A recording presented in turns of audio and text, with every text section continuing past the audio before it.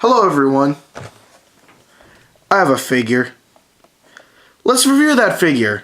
I'm Troublesome Junction and I'm bringing you the Ouija House 2 highly detailed figure. Now for those of you who don't know about this figure, you can see me in the background, sort of putting my hood on, because yeah, Troublesome Junction.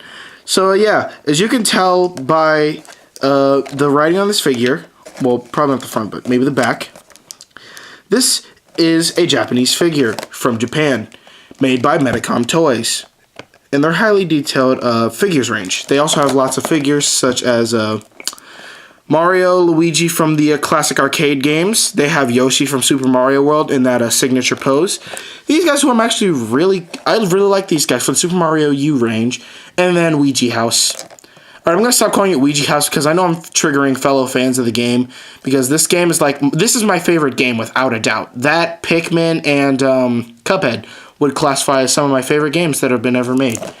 So anyways, this figure was released, I believe, back in 2012. No, not what?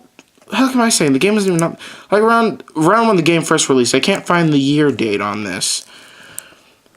It's probably somewhere in here, but I probably can't read it. If you can find it, then let your boy Troublesome Junction know.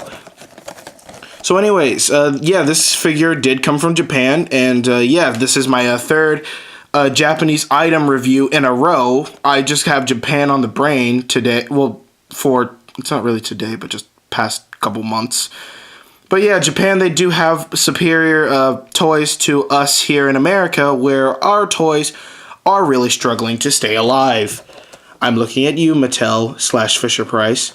But anyways, instead of just looking at this figure, why don't we just unbox this bad boy? I'm going to put this down real quick because I think I have a knife right behind me. Yep.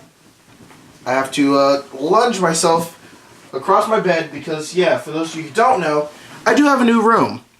And, yeah, I do have a new room, and pretty much everything's moved now. So I'm no longer sitting in a red chair filming on my train table. I'm sitting on my bed with my train table next to it. Probably pretty stupid design choice probably stupid planning for my room, but that's how I wanted it. I'm all about convenience, because I'm a lazy prick. So, yeah. Gonna slowly cut this out. I don't want to damage the packaging. That's why I'm not going upwards with it, because then it would still have the tape on it. Just pull this away. And this one, just slide it across once again.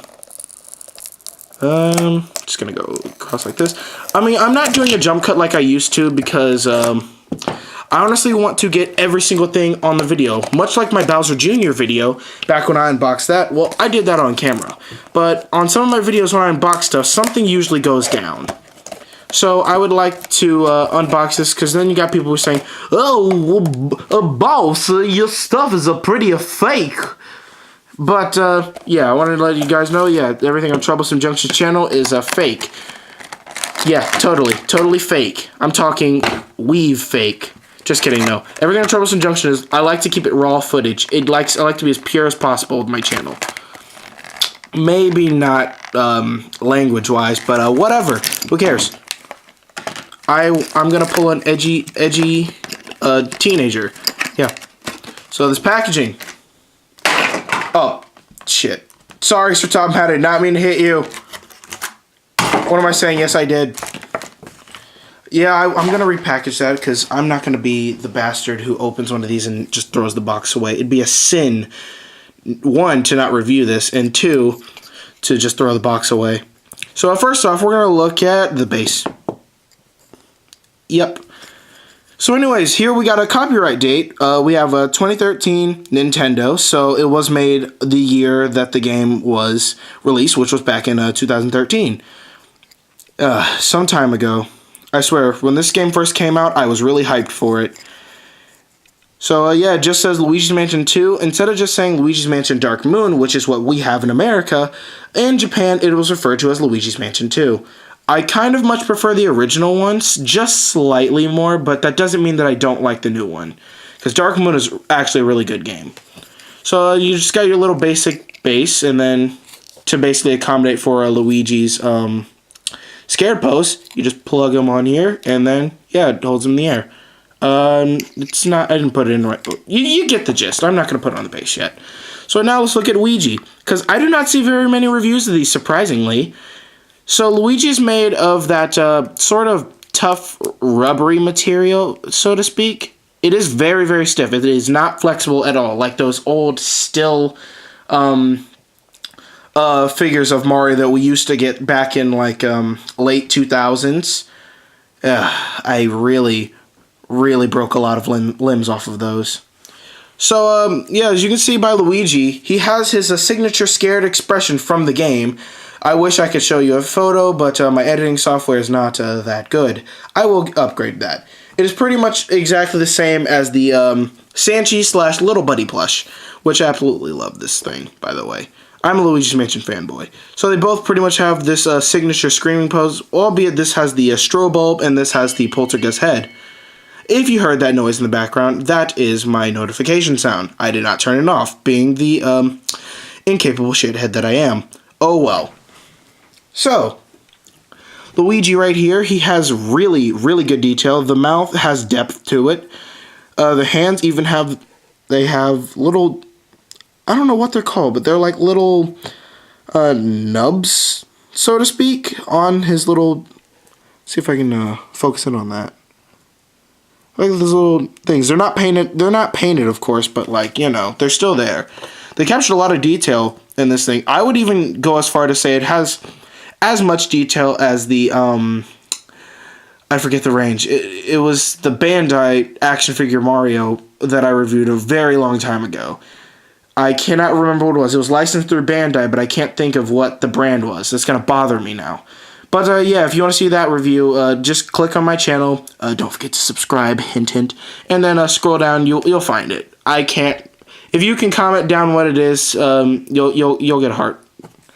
I mean, I heart almost everyone's comments. So oh well. So with enough of me rambling, you can see how well detailed this figure is. It captured his pose just right. Even captured the creases and such that are in his. They're like in his pants. Well, not pants, his overalls. And it looks like they just took the clip and just went, whoop, action figure. Well, still figure, not really an action figure. But if you've seen Luigi's Mansion box art, which is absolutely beautiful, I might add, it is a snack. Like, they really nailed the box art. And they really nailed this figure. This figure is insanely accurate. And now for the poltergeist, which is like the main importance of Luigi's Mansion. So, no, the wheels do not move. This is all like one solid section. You can see it's like a cylinder. It's kind of weird that. But I mean, I understand why they did it. Back feels like a hard plastic. I mean, no, it feels like some parts of that rubberish material. But yeah, has a hard plasticky, rubbery feel to it. And you can see like a few minor imperfections like there and on Luigi's face right there.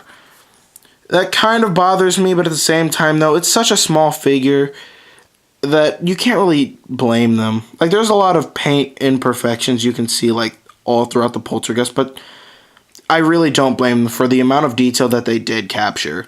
So the poltergeist, you can see that it's not just your solid red. It is actually like a very luscious it's a really luscious red, and it's very shiny and reflective, which is really accurate to the poltergeist's actual design, which is, you know, just like it looks like a plastic thing. I could even go as far to compare it to a Scar over there in the background. If your wheels aren't working, you aren't being a really useful engine. Thanks for your input, Scar. So there's the poltergeist. There's the strobe bulb right there. It's very big. I don't know why that is. That doesn't seem very accurate, but oh well. And then there's these 3 little grooves in the bottom of it. There's the silver lining on the outside of it, which is quite a nice detail, must I add. And it just looks just like a poltergeist. They even captured like little buttons and such down here. Albeit kind of looks sloppy up close and personal, but I mean, let me just cover up the back. Kind of sloppy-ish. But even then, it's still really good for how small it is. And then for the actual Poltergeist vacuum head. It's just you can stick your finger in it, like, not very far. But then this hole, it's not a real hole. It's literally just painted on there. And then the actual handle itself. It looks really good, if you honestly could not tell.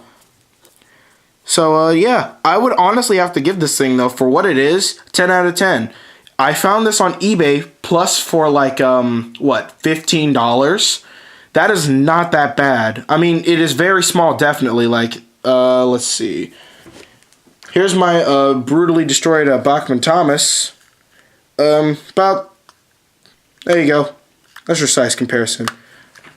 Yeah, that Bachman Thomas is pretty broken. So yeah, that's pretty much all I have to say about this figure. I would highly recommend it if you are a Luigi's Mansion fan or just a general Mario collector, because this would make a very nice thing to keep on your shelf or such. In fact, I will be putting this along with my other things on my Nintendo shelf. If you want to see that in a video or like maybe Instagram video, I will do that. But yeah, that is all I have to say for this video, and I'll see you guys on the flip side.